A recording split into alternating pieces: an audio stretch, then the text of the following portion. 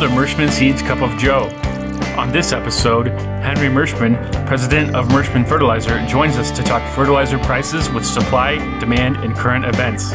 When looking at yield data, remember to be conscious of replicated yield data across many locations versus one trial in one location. Joe talks about how the yield data can be skewed.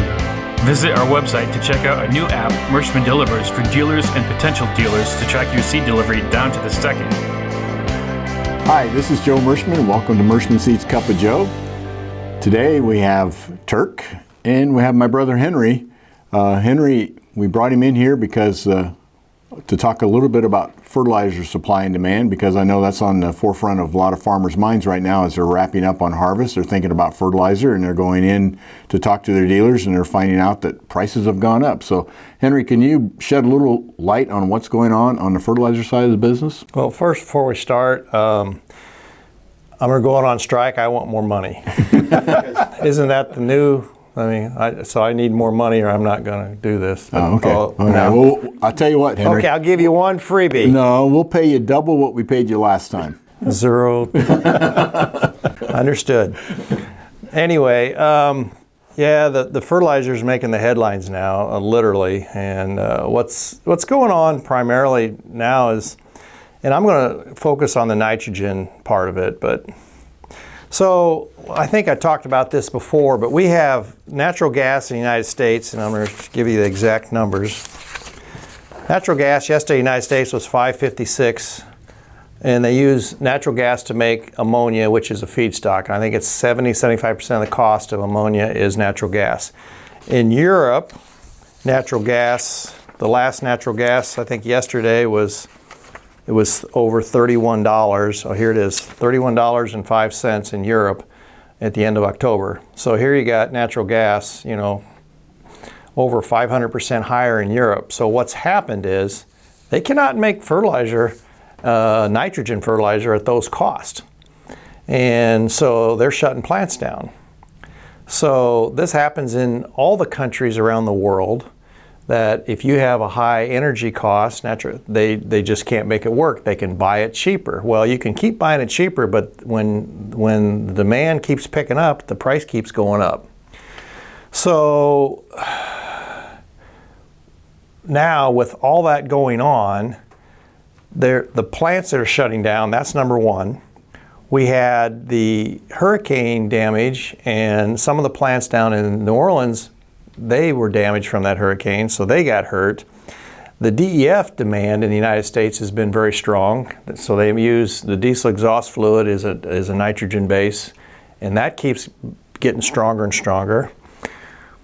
In the last few weeks, China came out, since they're shutting plants down, they're saying they're limiting what they can export. When they have been a major exporter in the past, they're saying now, nope, we got to keep it in here to grow our own crops. Just this week, Russia announced the same exact thing, and then India came out and said they actually need more nitrogen than what they planned on. So you just got a series of events that just making nitrogen products go straight up. This morning, right off the Yahoo Finance, Yara president, Yara and CF are probably two of the largest nitrogen companies in the world. And the Yara CEO says, I'm afraid we're going to have a food crisis because the energy crunch has made fertilizer too expensive to produce. CF CEO, nitrogen fertilizer shortage threatens to cut global crop yields. I mean, it's getting to be critical, and we've never seen anything like this that has happened in the industry ever. Nothing close to it. We had high prices in 2008, 2009 that are similar to these prices. But back then, if you put an order in, they shipped it. Today, you call somebody and say, I want to buy some, and they say, I just don't have anything for sale. And then on top of all those things that have happened, they also have nitrogen plants. The local one here in Weaver was supposed to go down for a three-week turnaround in July. They found some other problems. It took 2 months before it came back up. And then when it did come up, it's not like switching a light switch on and it just starts. It takes a while to get it up to production. And there's a large plant up by Sioux City, Port Neal. They had a scheduled turnaround 45 days. They had to put a new boiler in. Dakota Gas up in North Dakota, they were down 30 days. So there's just a series of events going on that's keeping all this stuff so high. And I don't know what's going to happen moving forward. It'll be very interesting. And then on top of that, just a touch, the phosphate remains very strong, and so does potash. It's crazy out there. Well, thanks for the good news, Henry. The reality of it is there is an opportunity, though. If you're a good corn producer, in other words, you got good soils for producing corn, it sounds like there is an opportunity to raise corn because they're going to have to push the price of corn up in some ways to get those acres. I mean, there's going to be a fight for acres. As you know, the more marginal ground will probably go to soybeans or wheat. And so then with fewer corn acres, the trade's going to see this as we head into spring, and they're going to be pushing this price up, no doubt. There's been a lot of farmers that lock stuff in for fall, including their ammonia, which is cheaper. And so they're going into spring, they're going to have all their P&K bought at a lower number. They're going to have a lot of their nitrogen bought at a lower number, and then they're only going to need a small amount of side dress or nitrogen for a chemical carrier. So their input costs are going to be low, and there's a majority of that out there. So they've really got some opportunities to make some money because, according to the CEOs of these two large nitrogen companies, crop prices don't seem like they're going to go down here anytime in the future. Yeah, and I think that's a good perspective. And the other thing too is, I know our local dealers, for example, they buy product early, and they're insulating some of our farmers from some of these current high prices, aren't they? And it's interesting you say that because we saw that out there. We saw that prices were going up on a wholesale basis, but when you talk to farmers around the state, they said, "Well, I'm buying it for this price," and I would say, well, that's $150 below replacement costs, and your dealer's taking good care of you. But there's a lot of I shouldn't say our customers, there are a lot of dealers out there that they were selling product, they weren't watching their positions, and they oversold their positions. And then when they came back in, found out what the new replacement cost was, they found out that they needed to raise their price. And in the last few weeks, I can say that the prices have become a reality. The new prices have hit out there at the farm gate, and you're starting to see more pushback now than we did before. And so it'll be interesting moving forward how much cuts will take place because of the higher prices. So the opportunity right now for, if you have a relationship with your fertilizer supplier, your Absolutely. local dealer, he's going to take care of you. Get your product on this fall. The guys, get it on as fast as you can. The guys that have been heavy shoppers are finding out that they're calling people up saying, "Oh, you don't have anything for you," But the guys that have been loyal, their suppliers taking care of them. So, I think there's some good news within that bad news. Local dealers. There's some opportunities. Like I say, if you locked a lot of that stuff in early, these farmers are going to have low input costs and high grain prices moving forward. So we'll see what happens. Okay, sounds great. Appreciate you coming in, Henry, even though you charged me twice as much as last time. So sounds like the fertilizer business, doesn't it? That's right.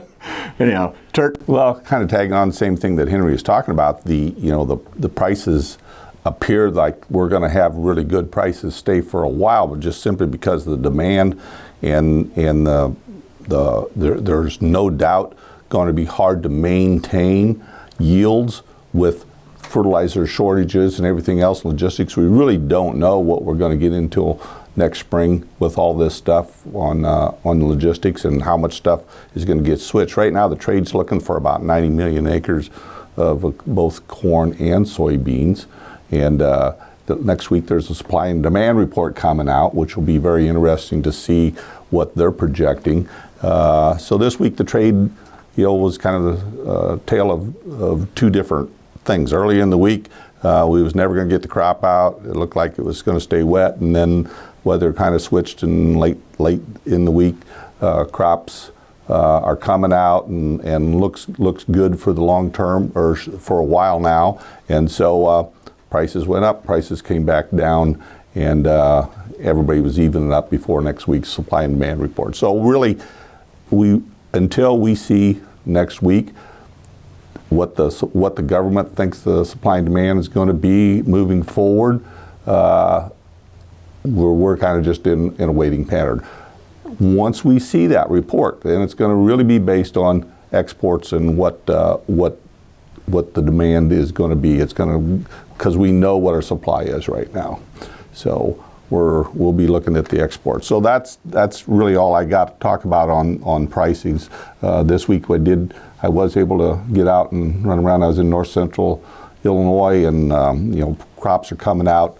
A lot of beans still in northern Illinois. It just seems like we're wanting to rain over there. And I would say they're a little bit behind normal on getting stuff out, but the stuff's coming out now, and I seen dust flying in every direction I looked up there. Well, it's this week for the next few days anyhow, we're going to get that crop out, and I know farmers are really concentrating on that. And then as soon as they get that crop out, guess what? It's time to order seed, right? Time to order seed. Time to order seed, and we're starting to see the orders starting to come in. Yep. So, but as you go back to this scenario here, you got to always remember on the supply-demand thing, and we are in the driver's seat for the United States is for producing. We are the low-cost producer, and we can produce better than anybody. We can ship it better than anybody. So, it's not all doom and gloom for the American farmer right now. I mean, oh, no. So I think you got to look for those opportunities and take advantage of them, because I think corn's going to be a good product next year. If you've got the ground that can raise 200 bushel corn and make the economics work, and there's ways to save on fertilizer too, Henry. You can split your nitrogen and you can be more efficient. It means more trips, but there's different ways that from the agronomic standpoint you can manage that side. My thing I wanted to bring to the table is this yield thing. Seed companies and yield plots, test plots. Let's just talk a little bit about how this all has evolved. It used to be the seed companies controlled the yield data because they had the weigh wagons, right? Well, now the farmers control the yield data. They have yield monitors. There's no fooling farmers. You don't fool a farmer anymore. It used to be when the seed company came in, he ran the weigh wagon, he'd give you the results and everything, and he controlled the data. Now the farmers control the data. And one of our competitors out there is saying that they got a 4 bushel advantage of their trait platform over the Enlist E3 platform. And I'm telling you, from my perspective, my opinion, I just don't believe it. And so I want to put a chart up, and I'm going to put this chart up. Alex is going to put this chart up and most test plots, if you've ever looked at them, they have the company's entire lineup against 1 or 2 competitors. And by gosh, they win every time, Turk.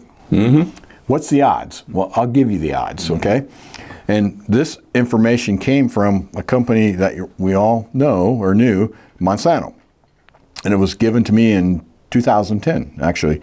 And what it is, if you go to the bottom line on this chart, it shows product A versus competitors X, Y, and Z. So one product against 3 products.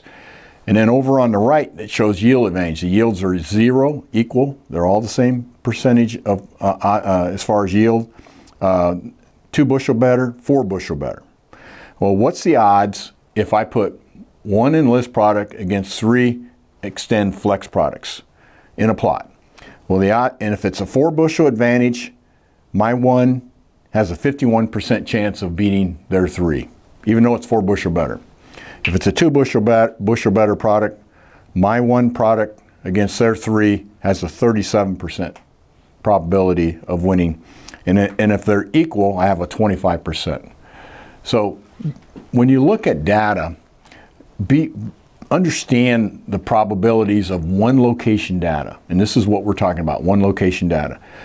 And you really need to talk to your local dealer. He's the expert, or the Merschman Seed salesperson, because of the fact that we use the MS Tech replicated research data, and Ben, as our product manager, analyzes that, looks at it over many locations and lots of replications, and then picks the very, very best products. Focus on your limiting yield factor, whether it be white mold, or if it be sudden death, whether it be phytophthora, whether it be stem canker or frog eye, leaf spot, standability, whatever it is. pick the very, very best product, which we can sit down, your local Merschman seed dealer can sit down with you, tell them what your problems are, and we can give you the best recommendation. And then, not only that, plant multiple products. Don't plant your farm to one product, because then you are putting yourself at more risk. Spread your maturities out. If you like to plant all as fast as you can, spread your maturities out. Or spread your planting dates out. Most farmers like to spread their maturities out. Plant your early beans first so you can get maximum height for more pod locations to hang pods on. Plant your full season bean last so you get, again, your maximum height. So anyhow, that's all I have today as far as technical information. So I know you missed me last week by not having me on the corny jokes, but you did a pretty good job. Well, I had your name on my sheet. Well, anyhow, so I don't know if I have necessarily corny jokes or anything, but I have more some observations this week. Okay, observations. Think about this. You know, we're in this transportation supply chain thing. So I thought, well, you know, I'm going to bring something on that. When you transport something by a car, it's called a shipment. Okay, but when you transport something by a ship, it's called cargo. Doesn't make sense, does it? Anyhow, I knew that would get everybody pretty excited. We need to switch that around. Yeah, I know. That's like pro and con. Pro is the opposite of con, and progress means, you know, moving forward. What does Congress mean? Congress? Henry's taking my spot. That's a good one, Henry. Good one. All right. I read a book the other day about marriage, you know. Everybody, you know, if you're a husband, you can always use a few tips, you know. I just read a book on marriage that says, treat your wife like you treated her on the first date. Mm-hmm. So after dinner tonight, I'm dropping her off at her parents' house. Let's see how that works out for you, See how Joe. that works out, yeah. Good luck. And this one here is a little bit of a secret of life, okay? And this is all seriousness. The secret to living well and longer is eat half, walk double, laugh triple, and love without measure. And that's a Tibetan proverb. So great way to end the session this week. Very good, yeah. Anyhow, as always, we thank you for your business. We appreciate it a lot, and we hope that you and your family are safe and you have a good week. Take care.